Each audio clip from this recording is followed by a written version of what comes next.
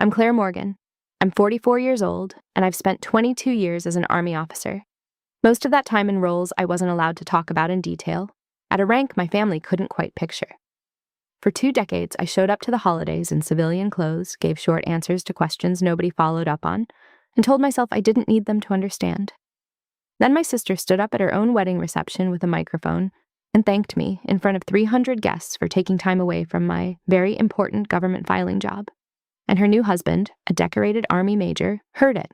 He stood up, he saluted, he said, "Ma'am, have you ever spent years being invisible to the people who were supposed to know you, not because you hid, but because they never thought to look? If so, drop your story in the comments. You're not alone." Before I get into what happened that night, tell me where you're tuning in from. And if you've ever had to stand still while someone who loves you got it completely wrong, hit that like button and subscribe. None of this is something my family would have told you if you had asked them about me at my sister's wedding last January. They would have said, if they said anything at all, that I work for the government, that I am not around much, that my sister Megan is the one you should really ask to tell you a story, because Megan knows how to make a room feel something, and they would have been right about that last part. Megan was born 2 years after me in the summer of 1984, into a family that had been waiting, I think, for exactly her. Our parents, Gerald and Patricia Morgan of Fort Wayne, Indiana, were decent, hardworking people who wanted their children to be present, to show up, to have lives that could be seen from the outside. Megan, from the time she could walk, was exactly that. She was funny and warm and effortlessly social in a way that made rooms expand around her. She played soccer. She was in every school play. She remembered everyone's birthday.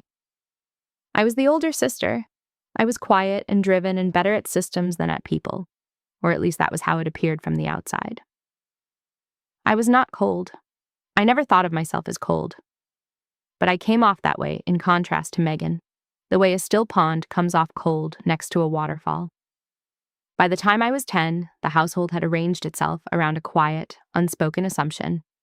Megan was the easy one, the one you worried about in the good way. I was the one you were proud of, in theory, and did not quite know what to do with in practice. We grew up in a brown house on Elmwood Drive in Fort Wayne.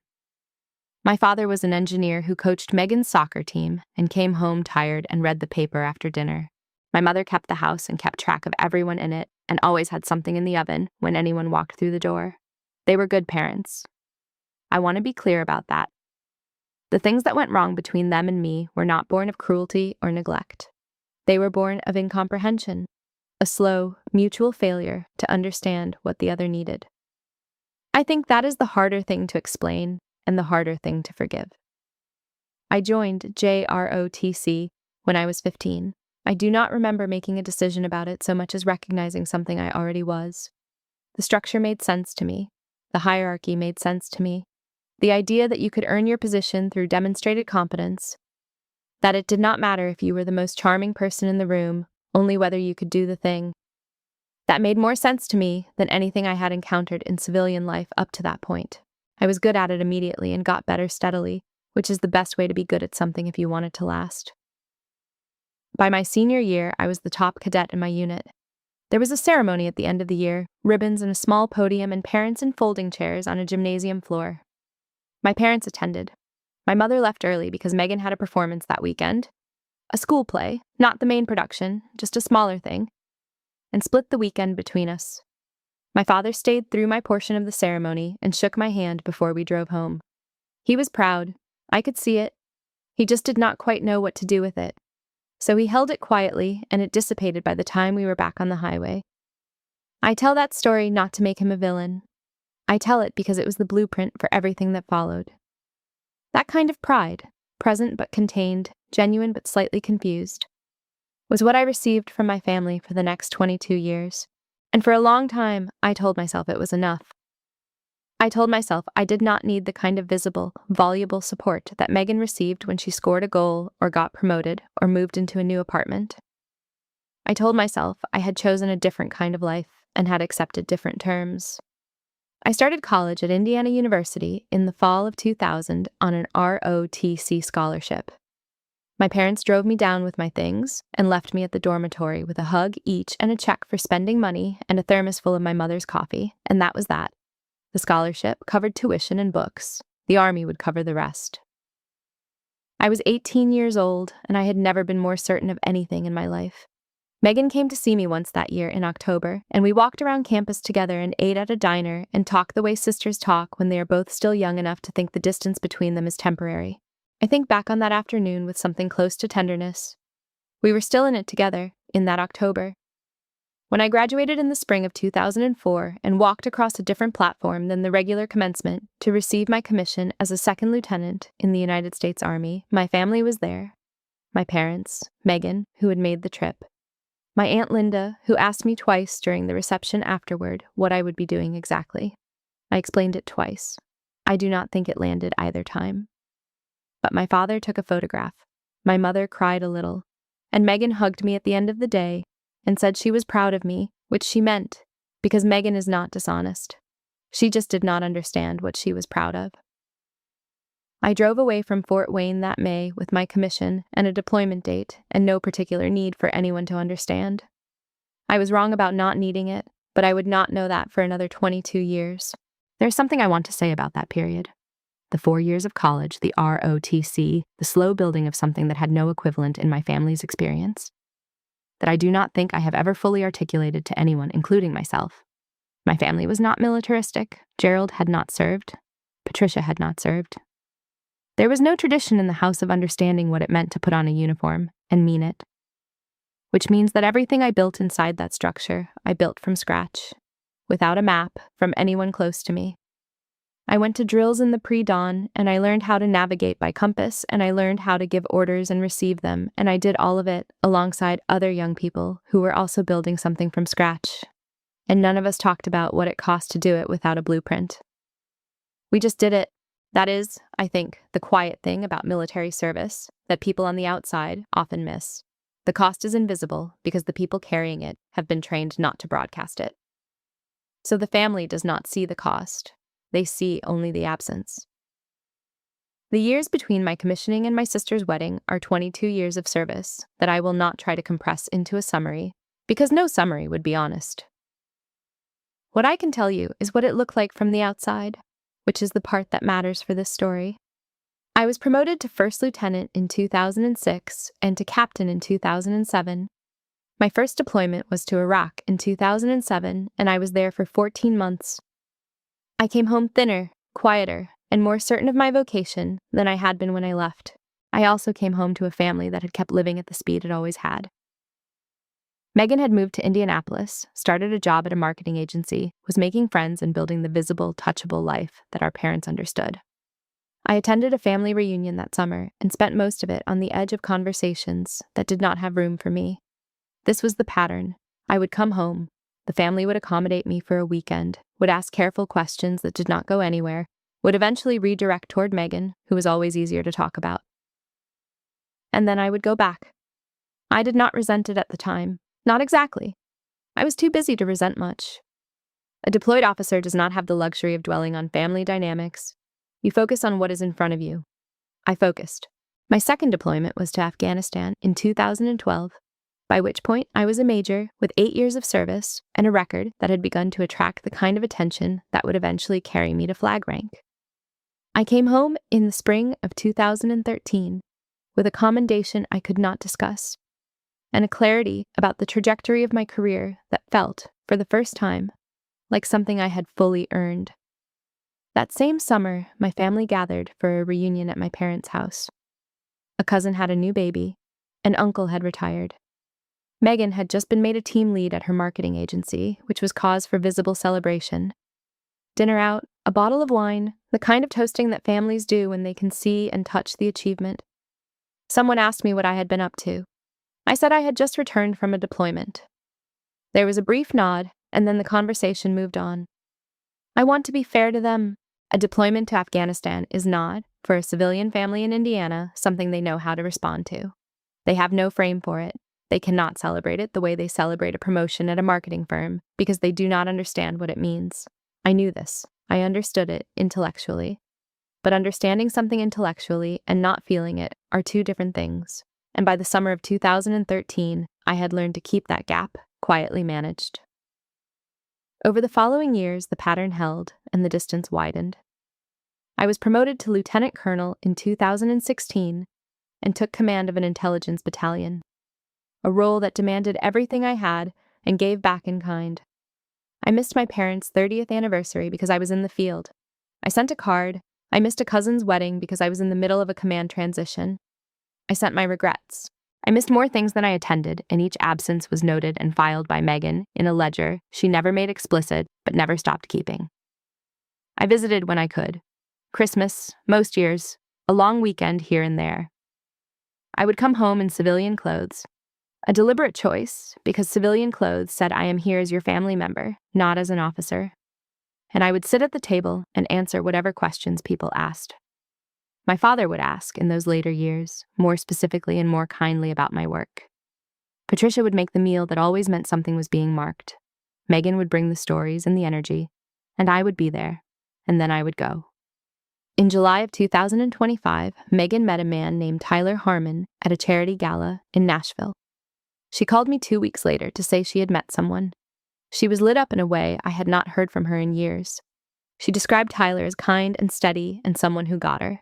She mentioned that he worked in something defense adjacent, but she was vague about it the way she was vague about most professional things that did not belong to her world. I asked if he was military. She said she thought he might have been. She was not sure. I did not press. I had my own command to run, and I had long since stopped managing the family's relationship to my career. In October, I flew home for a weekend dinner to meet him. He was exactly what she had described. Composed, warm with her parents, easy in a room. He shook my hand and said he understood I worked in defense. I said yes. He was called away to help in the kitchen before we could go further. I sat with my parents and had a glass of wine, and we talked about the weather. He had no idea who I was, and I had no particular reason to make sure he did. That seemed reasonable in October. By January, it would seem like a gift. I thought about him on the flight home, not because anything had been wrong. Tyler Harmon was exactly what a good officer looks like in civilian clothes, composed, attentive, unhurried. He'd asked me a follow-up question about my work, and I had given him the same vague answer I always give at family events. Something with defense, yes, mostly administrative.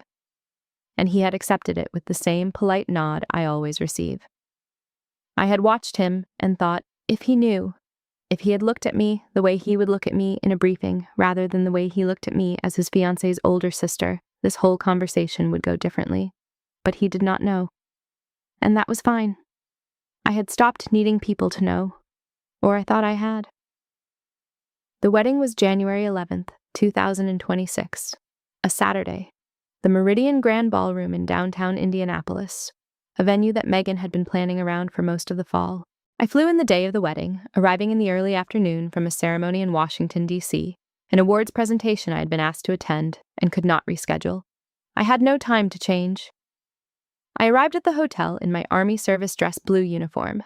Dark navy coat, gold buttons, matching trousers, the ribbon rack centered on my left chest, and on each shoulder a single silver star. I had worn this uniform to hundreds of formal events. I wore it with the ease that comes from 2 decades of familiarity, without thinking about it. It is not a subtle garment. The insignia of a brigadier general is not something that goes unnoticed by anyone who knows what they are looking at. The ceremony was in a smaller room adjoining the ballroom. White chairs, white flowers, afternoon light coming through tall windows. I found a seat in the second row on the family side. My parents were already there. My father in his good suit, my mother in a deep blue dress that might have been chosen to match mine, though I do not think she had planned it that way. She saw me coming and her eyes went to the uniform, and she smiled the careful smile she has always smiled when she does not know what to say. The ceremony was traditional and moved at a good pace. Tyler stood at the altar in a dark suit.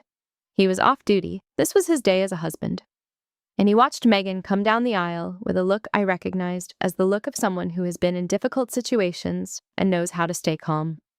He was present the way composed people are present, fully, without performance. Megan was beautiful.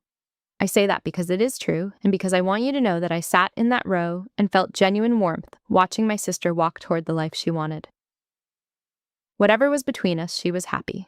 I could see it clearly. I was glad. The guests around me were mostly her friends and Tyler's family. People I had never met. people for whom I was simply Megan's sister, the one who lives in Washington and works for the government, the one who is not around.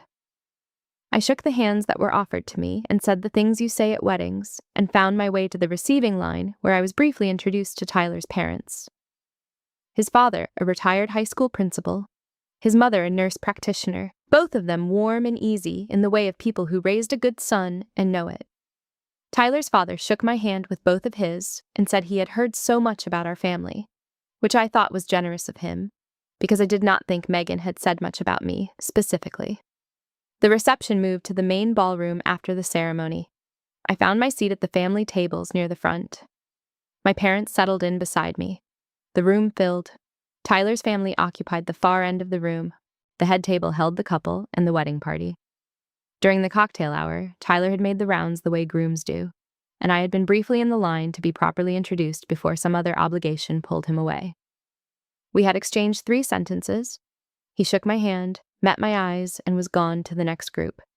He had not, in those 3 sentences, looked at my shoulders. Dinner was served at 7:30. Around me, family filled the table with comfortable noise. An aunt asked if I was still deployed somewhere. I said no, I was stateside now, running a command out of Washington. She said that sounded very busy.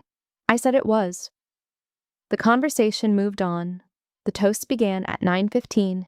The best man first, then one of Megan's friends, then Tyler's brother. Then Megan took the microphone from the DJ stand. She was confident with it in the way she was confident with every room she entered. She had a natural ease with public attention that I had always quietly noticed, though I would not have called it envy.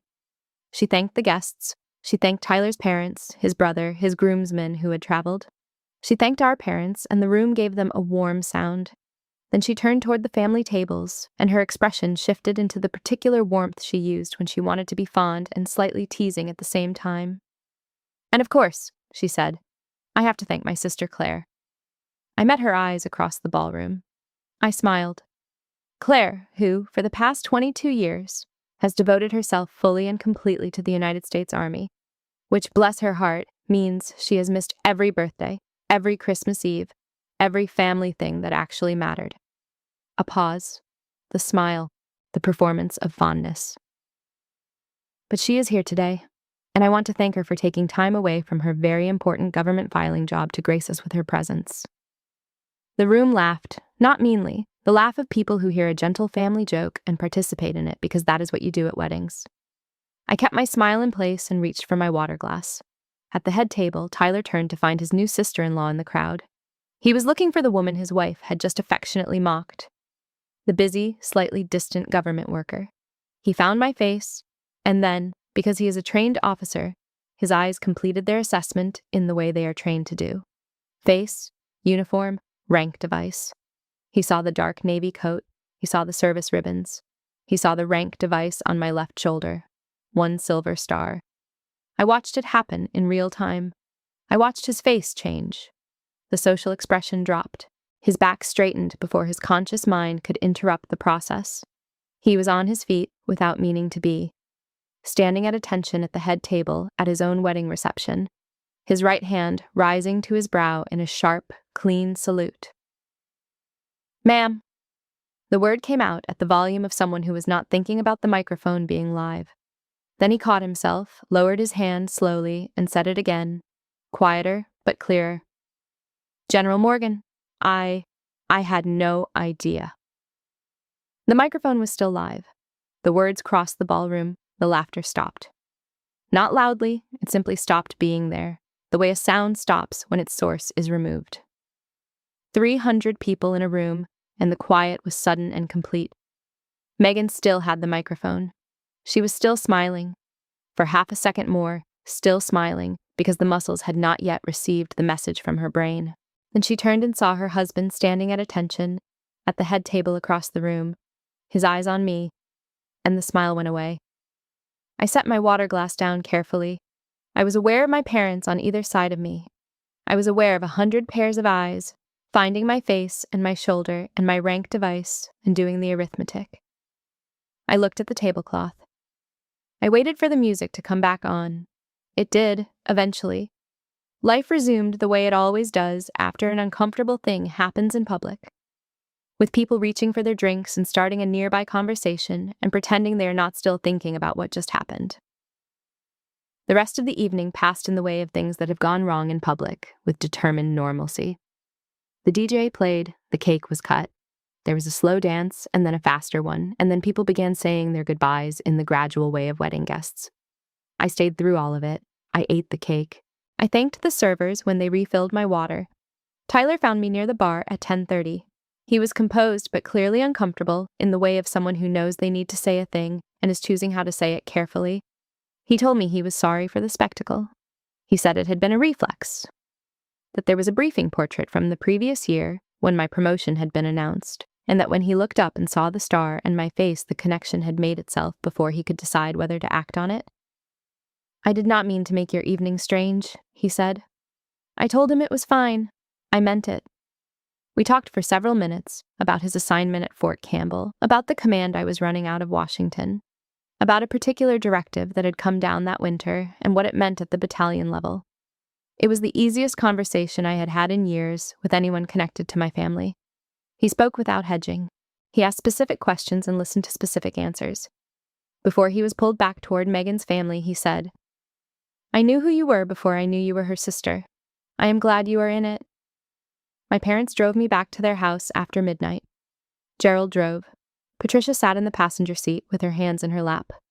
Nobody spoke for a long time. At a red light, Gerald said, "Why did you not tell us?" Not angry, just lost. The tone of a man who has realized the map he was using was wrong. "I did not think it would change anything," I said. He did not answer. Patricia reached back and put her hand briefly on my knee, which was the most she could manage. The light changed. We drove on. 2 days later, Megan called.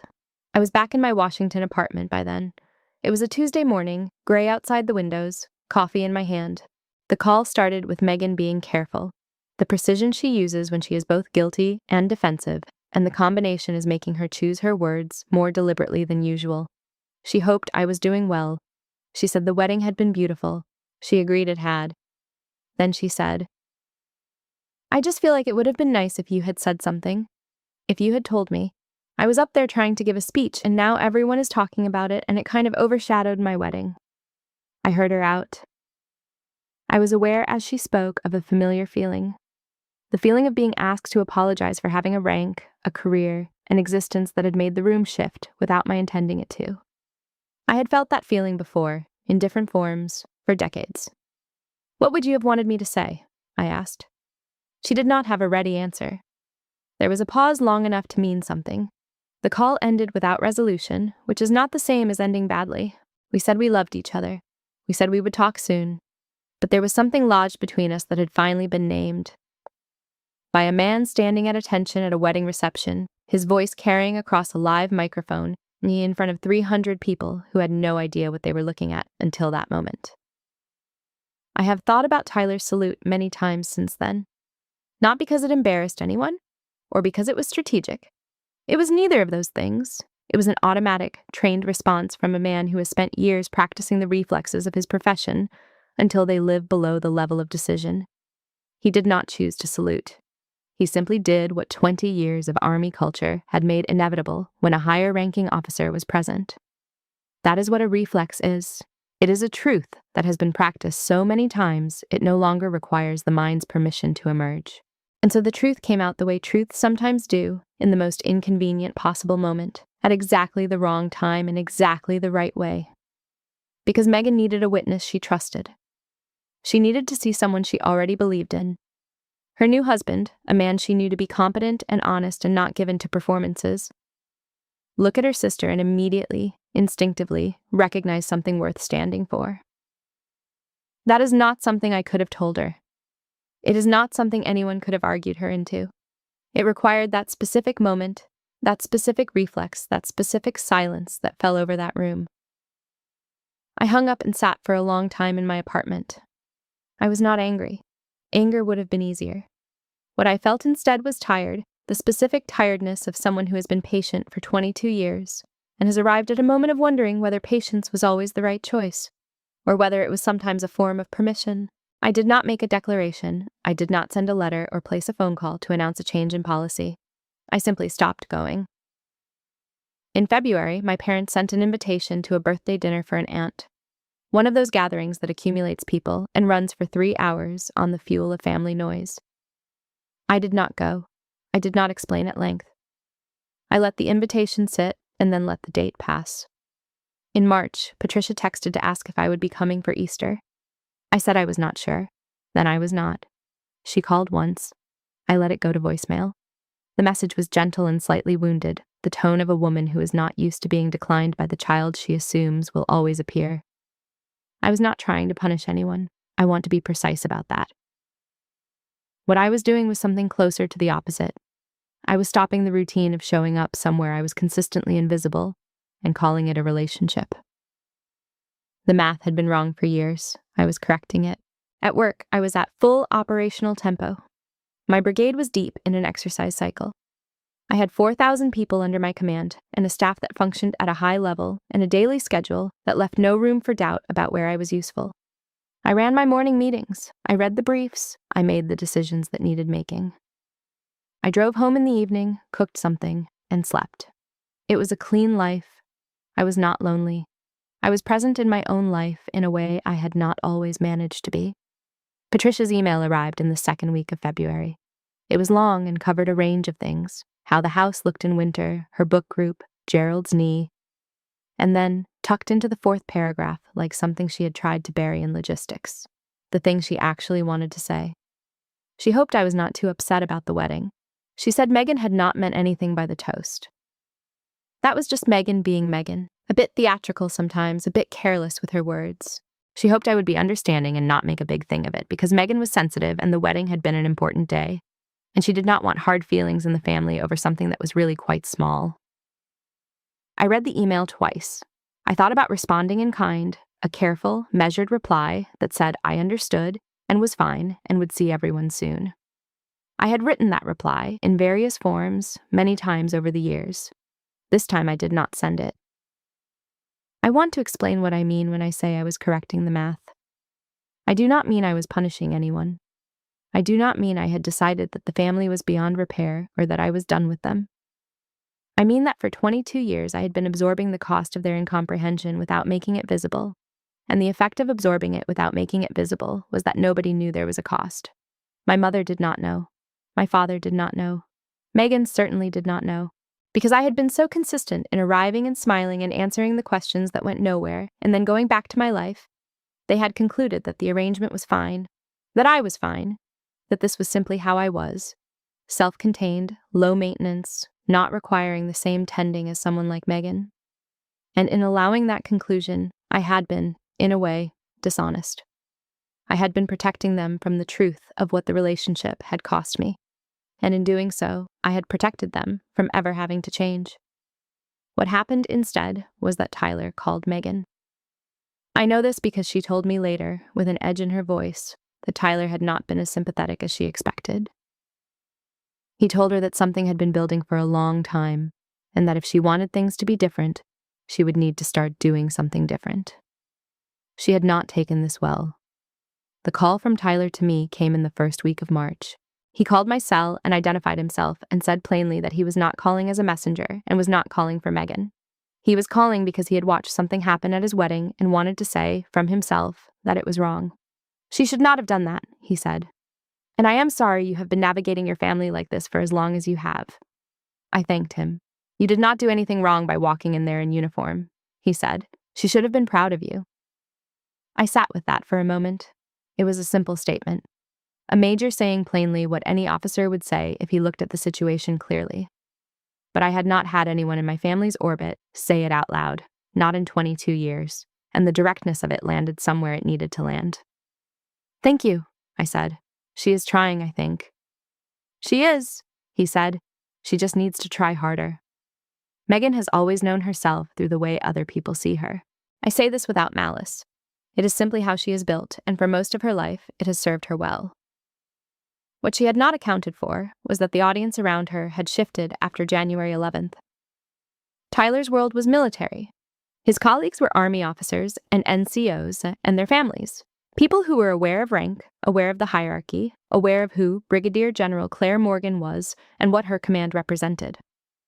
When Megan entered those circles as Tyler's wife, she entered them carrying a piece of information that had spread from that ballroom in the quiet way that facts spread in a small professional world. The dinner party was in February.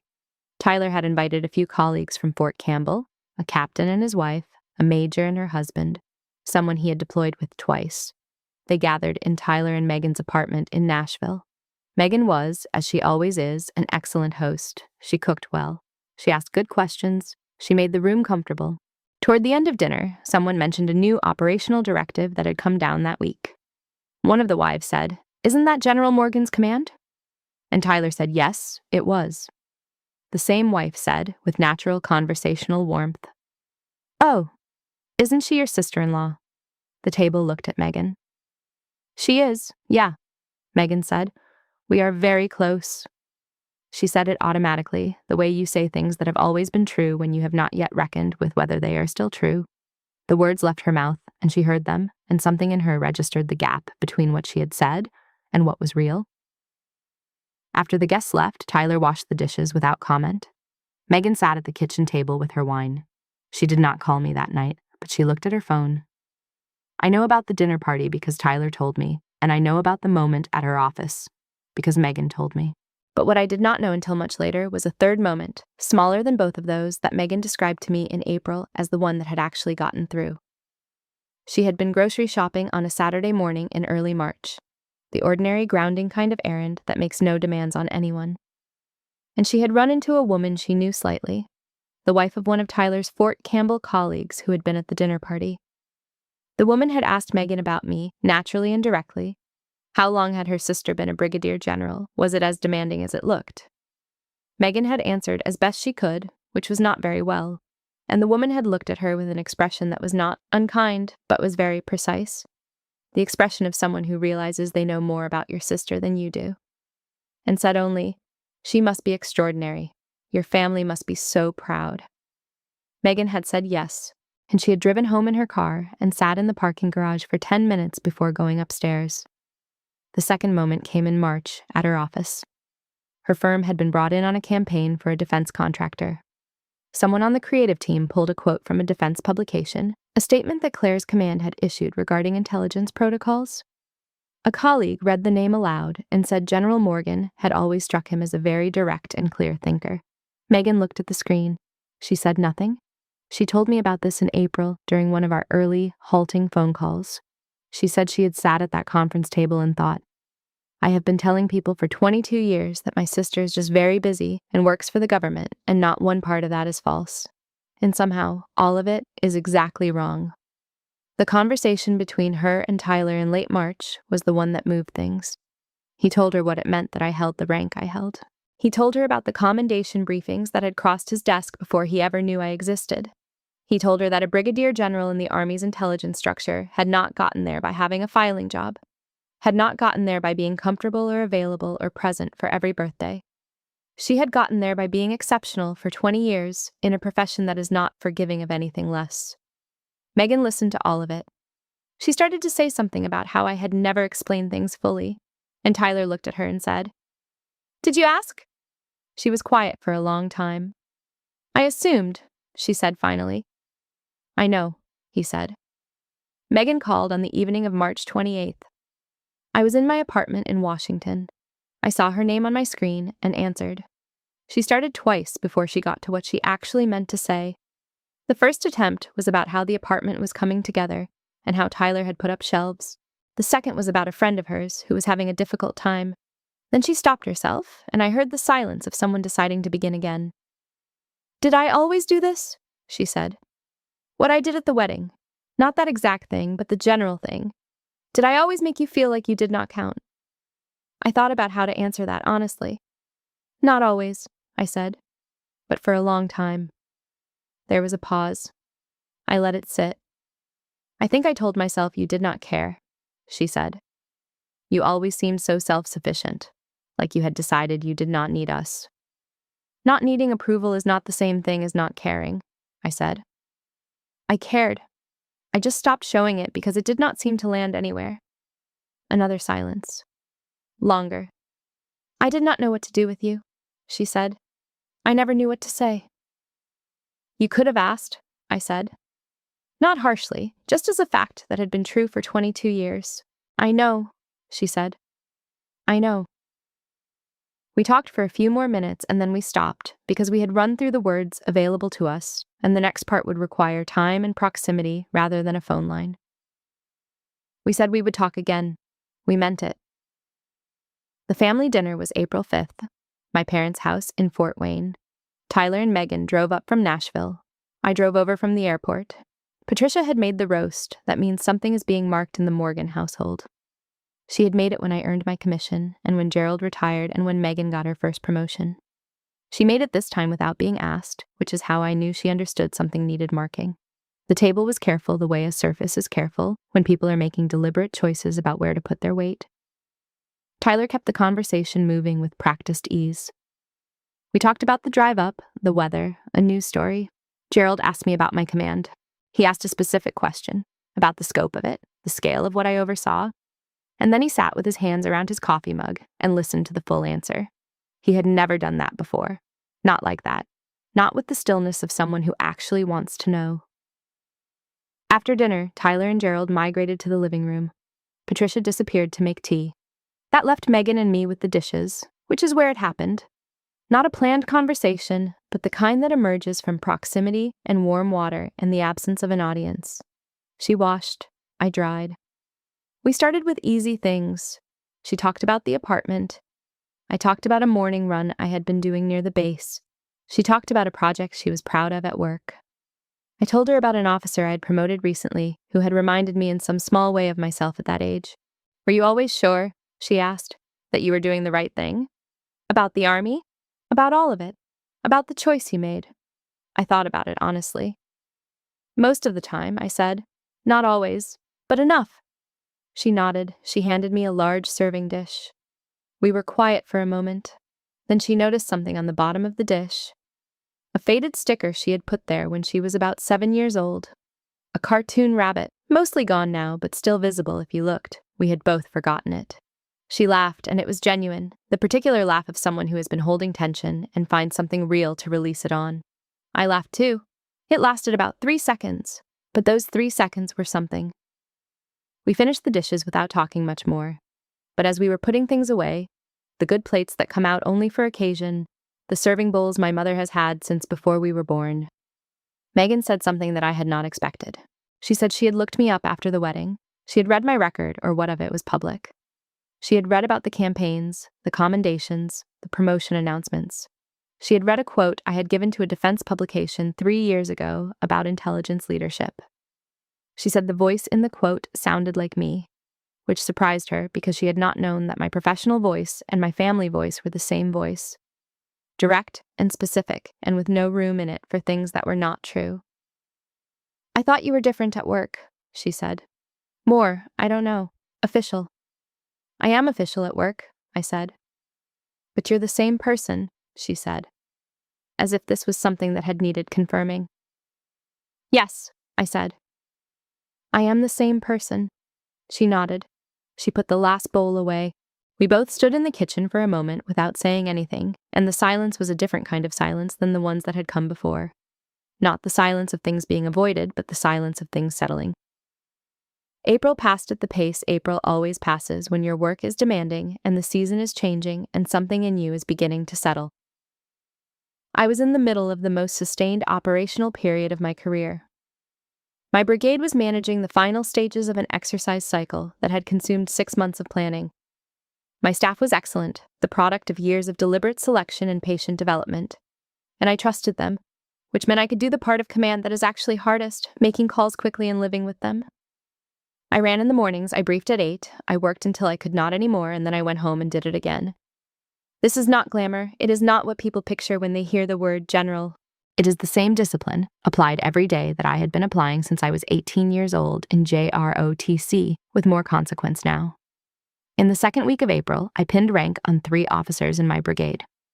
A promotion ceremony I conduct myself, because I believe in what the moment means. A first lieutenant to captain, a major to lieutenant colonel, a staff sergeant to sergeant first class. I stood in the briefing room and pinned each one and said what I always say about what the rank means and what they will carry forward. After the ceremony, one of the newly promoted captains stayed back for a moment. She was 26 from Kentucky, the sharpest analyst on my staff. She told me she had joined the Army's intelligence branch specifically because of my career path. She had read about my promotion to brigadier general and had used it as the thing she pointed herself toward on the days when the work felt grinding. I did not know what to say. I said, "Stay in it. It is worth it." And I meant it, though I was also aware, saying it, that I had never had someone say that to me. Not a superior, not a colleague, not anyone in my family. I had stayed in it on my own authority. I had decided, entirely on my own terms, that it was worth it. There is something about being seen clearly by a 26-year-old who has read your record and used it as a compass that recalibrates you. I drove home that evening and thought about how long I had been making the case for my own life to people who could not quite hear it, when the case had always already been made, sitting in the record, available to anyone who looked. I thought about all the years I had come home in civilian clothes because I did not want to make my family uncomfortable with the uniform, and I thought about how that choice, which I had made out of consideration, out of a desire to meet them where they were, had in fact enabled them to keep not seeing me. I had been making myself smaller on their behalf for 2 decades. I had not worn the uniform to Christmas. I had not corrected the assumption that I worked in administration. I had answered the question of what I did with the shortest possible version of the truth, and they had taken the shortest version and filed it away and moved on. I had helped them do that. I had thought I was being kind. I was being something else. Complicit, perhaps, in my own invisibility. I do not say this with regret, exactly. I understand now why I made those choices. I was young, and then I was not so young, and at some point the habit of shrinking was simply the habit, and habits are not reconsidered in the middle of a deployment. But I understand it now, and I understand that wearing the uniform to Megan's wedding, not as a statement, just as a logistical fact, because I had not had time to change, was the first time in 22 years that I had arrived somewhere in my family's life without making myself smaller first. On April 18th, Megan sent me a photograph. It was a picture from a family camping trip in the summer of 1994. I was 12, wearing a junior ranger badge I had earned that weekend, holding it up and looking into the camera with an expression of profound seriousness. My arms were thin. My hair was in a ponytail. I looked like what I was, a child who had already figured out what she wanted and was not particularly interested in performing anything else. Megan's message below the photo said, "Found this in Mom's old albums. You were always like this. I think I finally understand." I looked at the photograph for a long time. I'd not seen it in decades. Then I opened my camera roll and found a picture of a photo I had taken at my parents' house 2 Christmases ago. The 2 of us at Megan's college graduation in 2006, squinting into afternoon sun, both slightly windburned, our arms around each other in the easy way of sisters who have not yet worked out their complications. I sent it back with no caption. She did not respond for 2 days. She did not need to. On April 21st, Patricia called on a Tuesday afternoon. Not a birthday, not a holiday. Not for any reason I could have predicted. She called to talk. She asked about my command. Specifically, the way a person asks when they have decided to actually understand something, rather than nod along. She asked what it felt like to be responsible for so many people. I told her honestly that it was something I had built toward for 20 years, that the responsibility felt like a weight you stop noticing because it becomes part of the way you stand. She listened to the whole answer. Then she asked a question she had never asked before in 22 years of me being in the Army. She asked what I had given up to get here, what I had traded. I thought about the deployments, the missed dinners, the relationships that had not survived the absences, the particular loneliness of a career that demands everything and returns it in forms that people who love you cannot always see. Everything I was willing to, I said, which was more than I understood at the time, but I would do it the same. She said she was proud of me, not careful proud, not proud with a question mark, just proud. The sentence ended and she meant it, and she did not soften it into something smaller. I was in my car in the parking lot of the base commissary when she said it. I did not move for a few minutes after I hung up. By late April of 2026, I had stopped carrying the weight of the wedding toast. I want to be precise about that. Not that I had forgiven it, not that it had not mattered, not that the family had suddenly become different people. All of that would be too neat. What I had stopped doing was letting it accumulate with everything else, the way old weights accumulate when you keep adding to them without ever putting any down. My mornings started early. This is not new. They have started early since I was a cadet.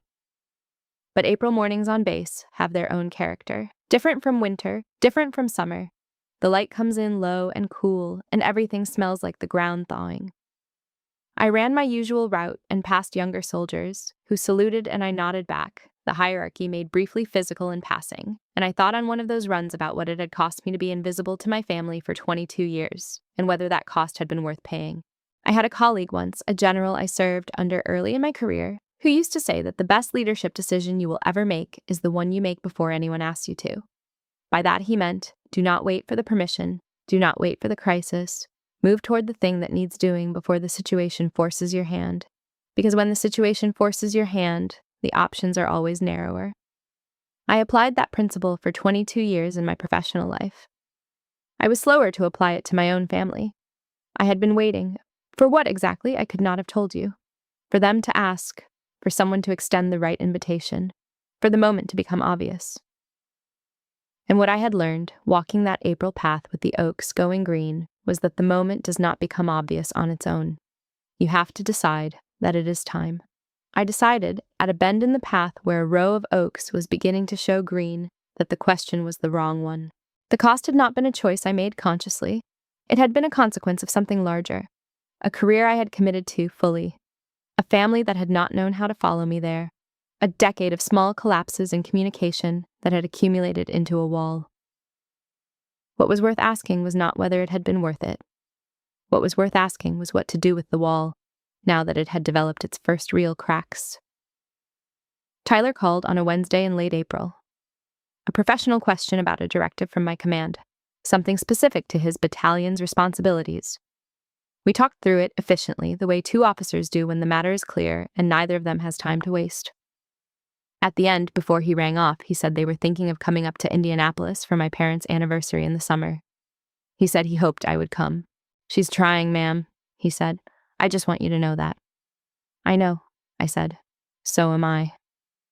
That evening, I cooked in my apartment for the first time in several weeks. I had been eating at my desk or at the commissary, and I had missed the particular slowness of cooking, the way it requires you to pay attention to something other than a briefing document for 20 minutes. I made something with pasta and things I had in the refrigerator, and it was fine, better than fine, and I ate at the counter with the window open and April coming in cool through the screen. I thought about the wedding. I thought about Megan at the microphone and Tyler on his feet and the room going quiet and my hand on the water glass. I thought about the ride home with my parents and the call from Megan and the email from Patricia and the dinner in April and the photograph of myself at 12 years old holding a badge, already knowing. I did not think about these things with anger. I thought about them the way you think about the things that made you who you are. With a kind of flat-footed clarity, without the need to make them mean more than they do or less than they do. They happened. They cost something. They also returned something I had not expected. Tyler's matter-of-fact respect, my father's stillness while I answered a question, my mother's voice on the phone saying the simple thing without softening it into something smaller than it was. The photograph is still on my phone, the one from 1994, the ranger badge and the serious face. I have looked at it more than once since Megan sent it. That child already knew what she was going to be. Nobody around her knew yet. The gap between what she was and what they thought she was would run for 3 decades and then come to a head at a ballroom in Indianapolis on a January evening. Because a major's training moved faster than his conscious mind, and the truth came out in the way truths sometimes do.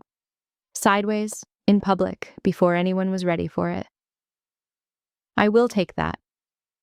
I will take the way the truth arrived, even if it took a salute to carry it across the room. I do not need my family to have always understood me. I just needed them to start. And somewhere between the toast and the photograph and my mother's voice on a Tuesday afternoon, they did.